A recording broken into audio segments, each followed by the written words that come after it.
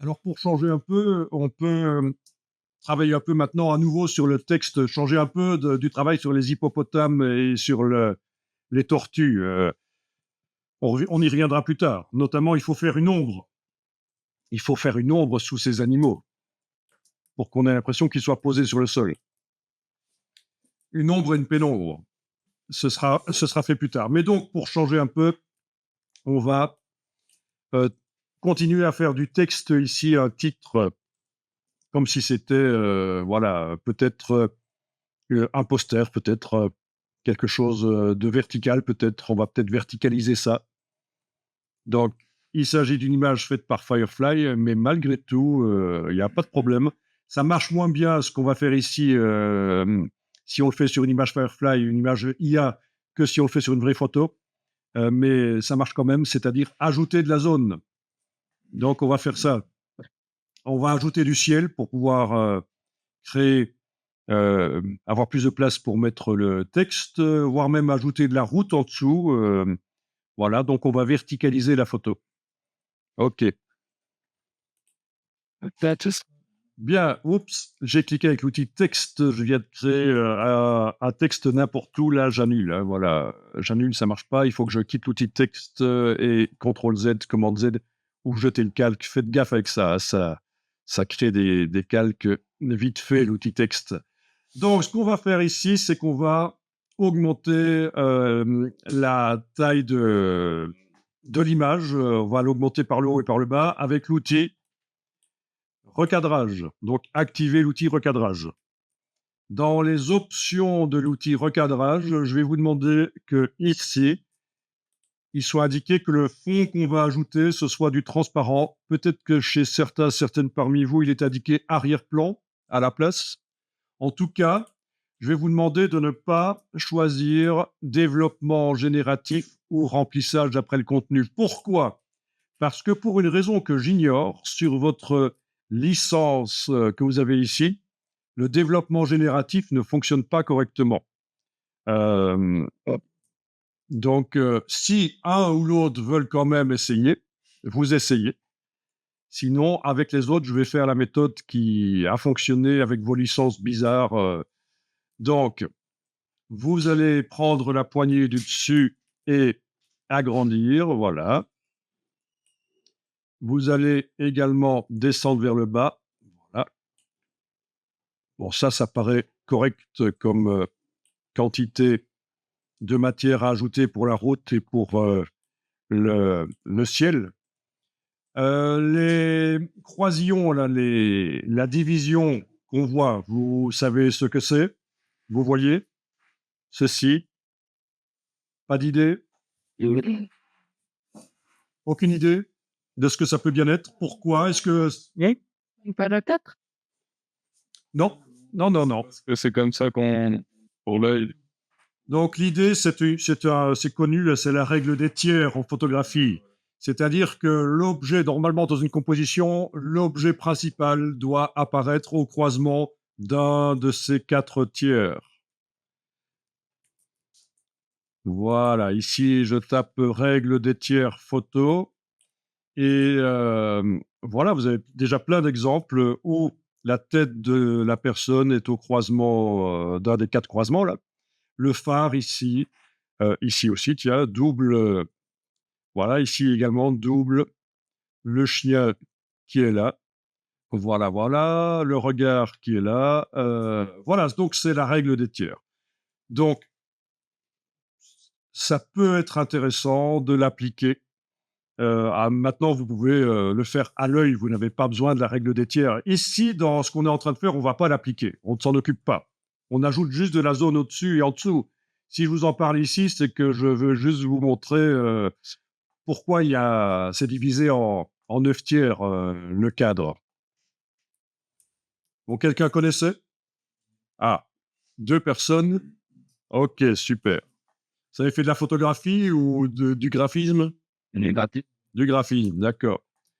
Donc ici, vous occupez pas de ça. D'ailleurs, ça peut se changer, ça. Vous avez ici, dans la barre d'options, on est actuellement en règle des tiers. Et vous avez d'autres choses dont le nombre d'or, la spirale d'or.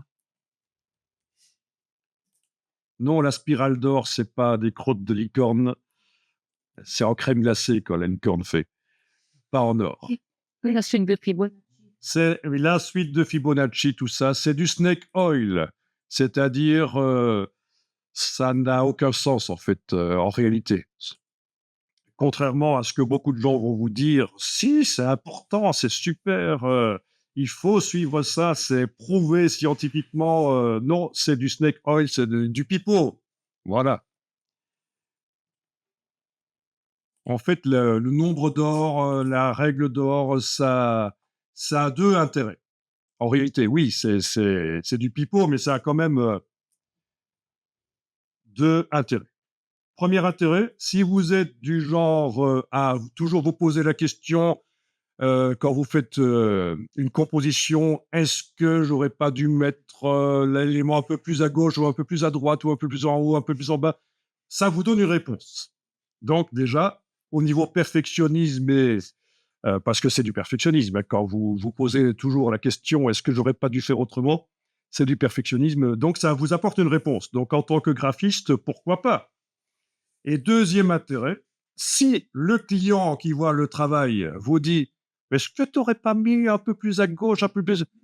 Non, non, non! Nous avons suivi la règle d'or, le nombre d'or. Alors tout de suite, ça, le client se stresse. Ah, il se fige. Il est en train de vibrer sur place. Le nombre d'or, ah mais c'est certainement quelque chose de super chouette, hein. Heureusement qu'on a appelé ça le nombre d'or et pas le nombre de crottes de chien, donc parce que sinon ça aurait fait moins d'effet, mais le nombre d'or, l'or. Et donc ça peut couper court au client et de ses volontés à changer la taille des titres, la position, etc., dès que vous prouvez que vous avez suivi une procédure. Donc, c'est les deux seuls intérêts, mais sinon, à part ça, euh, non, ça n'a pas un grand intérêt. Mais plein de gens vont vous dire que si, c'est prouvé scientifiquement, que c'est blablabla, on retrouve ça dans la nature, ce qui n'est pas faux, mais bon. Ok, donc ici, on ne s'occupe pas de ça finalement. Vous cliquez sur le petit V et voilà, vous avez ajouté de la zone. Et en principe, c'est de la transparence. Vous voyez la transparence? Oui, combien? Ok, parfois, ça dépend ce qu'on a en arrière, comme calque en bas. Là, parfois, ce sera la couleur d'arrière-plan qui s'est ajoutée, du blanc ou du noir. Ça dépend ce qui est réglé dans la palette des outils. Et alors là, vous allez prendre l'outil de sélection rectangulaire. Donc, je vous rappelle, je procède comme ceci parce que la méthode développement génératif qui était intégrée à l'outil de recadrage ne fonctionne pas sur vos licences, sauf si vous me dites que finalement ça fonctionne. Et donc, je commence la sélection, et remarquez que j'ai fait un zoom arrière, là, en dehors ici. Voilà. Et je termine en dehors, en débordant sur l'image. Voilà. Et alors, on va faire édition, remplissage génératif. Voilà. On n'a pas besoin d'indiquer quoi que ce soit. Si on veut juste que ça prolonge le décor, on clique sur générer. Que je génère un truc. Oui. Mais ça se voit. Bon, là, c'est peut-être flou aussi parce qu'on a beaucoup de pixels dans l'image et que c'est optimisé. Mais le truc que ça va bien parce que il y avait juste. Alors ici, vous avez le panneau propriété avec les 3 propositions. Et s'il en fallait plus, il t'a ajouté un soleil dans le ciel, là. Ce qui est plutôt gênant parce qu'au fond, là, moi, t'as la même image que moi ou pas? Non, t'as forcément pas la même image que moi. Vous avez tous une image différente. Moi, ça aurait été surprenant qu'il ajoute un deuxième soleil.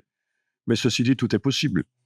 Voilà, donc le choix, ok, c'est pas mal avec les nuages, oui, pourquoi pas, ou comme ça, oui. Bon, je refais la même chose ici en bas.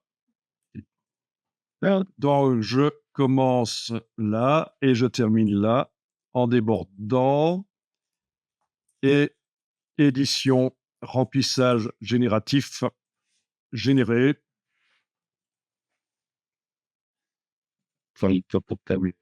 Alors oui, il est possible que ce soit flou parce que l'image ici est extrêmement précise et le remplissage génératif est optimisé pour des zones de 1000 pixels sur 1000 en fait. Donc si on lui demande, si on fait des zones plus grandes, il est possible que ce soit un peu flou et foireux. Donc ici, oui, on regarde. Ok, bah, c'est pas si mal.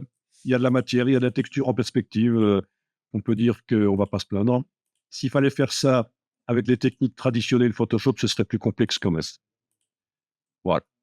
Ok, donc là, on a créé des calques génératifs. Ils sont là dans la palette des calques. Si on enregistre au format Photoshop, donc vous voyez, on a l'icône de l'IA, hein, ces petites étoiles pourries là, comme ça indique que c'est l'IA, c'est conventionnel. Quoi? Elles sont pas pourries? Et donc, si on réouvre l'image après l'avoir enregistrée, on aura encore dans le panneau propriété, quand on clique sur un calque ou l'autre, les 3 propositions qui sont là, possibilité d'en régénérer. Voilà, pourquoi pas. Bon, on va espérer qu'au niveau taille des fichiers, ce soit pas trop la cata quand on va enregistrer, parce que malgré tout, des images à beaucoup de pixels comme ça, taille de l'image, 8000 pixels sur 10 000 ici, ben, c'est des tailles normales quand on fait du Photoshop, mais voilà. C'est un peu complexe dès qu'on doit enregistrer souvent. Donc ici, j'ai pas encore enregistré depuis que j'ai commencé. Alors dans les préférences Photoshop, euh, gestion des fichiers, en principe, il va m'indiquer s'il est quand même en train de faire du backup. Voilà, enregistrer automatiquement les données de récupération Moi, je vais passer en 5 minutes, parce que 10 minutes, j'ai pas envie de perdre 10 minutes de travail s'il plante. Donc, maximum 5 minutes que je perdrai. Maximum. Allez-y, dans le menu Photoshop réglage, gestion des fichiers quand on est sur Mac et sur PC, édition préférence, gestion des fichiers, enregistrer automatiquement, passer en 5 minutes, c'est pas mal. Faut penser Là. Donc, menu Photoshop, réglage, gestion des fichiers. OK. C'est un peu pip. Voilà. Pour les fichiers.